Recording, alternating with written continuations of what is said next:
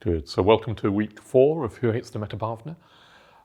This week, I want to start introducing bhavana, i.e. cultivation, into our practice. So far, weeks 1, 2 and 3, we've been focusing just on being receptive to our experience, a receptive awareness that's welcoming, non-judgmental, patient, receptive, where anything can happen and it's included in our practice. Nothing is out of bounds, it's not wrong.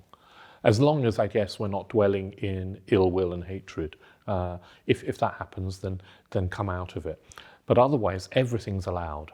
And yes, it's not easy to do that. It's quite hard to stay with experience without doing anything to change it. But hopefully, if you've been practicing like this for 3 weeks, you'll start to notice the fruits of this. Sometimes metta starts to naturally emerge, particularly perhaps when you bring a friend to mind. If you just stay with your experience, you might find seeds of metta are already there.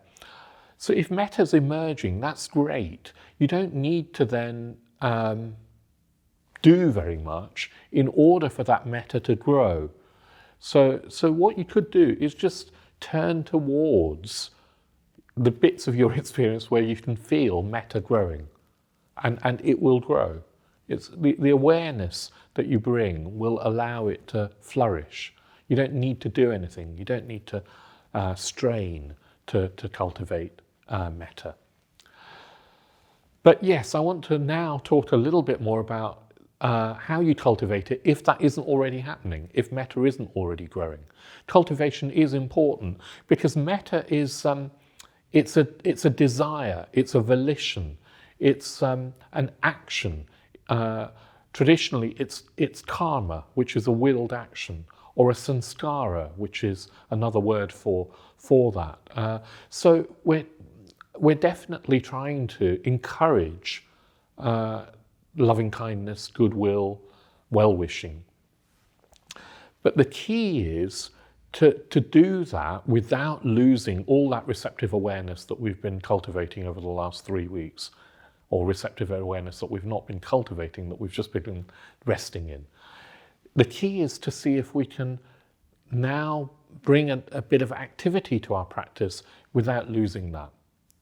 So what I'm going to suggest is that in each of the stages of the practice, you start with just staying with your experience in the way that we've been doing, staying with Vedana, noticing what's happening. And then, when you've done that for a minute or two, a couple of minutes probably, I'm going to ask us to look at gratitude. See if you can get in touch with a sense of something that you're grateful for. In the first stage, it could be very small, something that you're grateful for in your life. If you can't think of anything, lower your expectations. Like just the fact that you're not hungry and out on the streets, which hopefully you're not, is something to be grateful for, because for many people that is their experience, that's their lived life. So see if you can find something to be grateful for. You bring the friend to mind, and see if you can find something to be grateful for in them. You know, why do you like them? Why is there something that you can feel grateful for towards them?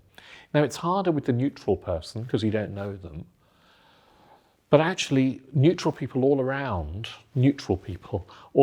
us give us a lot. I mean, you know, from all the food that we eat, the clothes that we wear, the basic facilities of life come from the work of many thousands, hundreds of thousands, millions of so-called neutral people. So see if you can imagine that this person has contributed something to life and you're sharing in that. The difficult person, you may not be able to immediately think of why you should be grateful for them at all. See if you can think of something. You'll probably find something.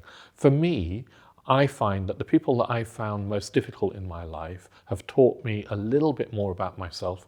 Sometimes they've taught me patience, or they've encouraged patience in me, this sort of can I be a little less reactive to people that I find difficult? That's an art, that's a skill. You need an opportunity to learn that. Difficult people provide that opportunity. And then, of course, in the fifth stage, you can sort of expand that out to all beings. Now, what I also suggest is that you start working outside the meditation. Keep a gratitude list. So every evening before you go to bed, write down 5 things that you feel grateful for that day. And they can be small, really small, like, you know, I managed to, I don't know, have a bit of a enjoy looking at trees today, or I had a nice breakfast today, or whatever it is. Just 5 things. They can be the same as yesterday, if you want, or they can be new. Don't spend more than 30 seconds writing down 5 things, but keep a notebook where this list grows and grows and grows. And then next time you do the Metta Bhavana, read it before you do it. Read the list, before you do the practice.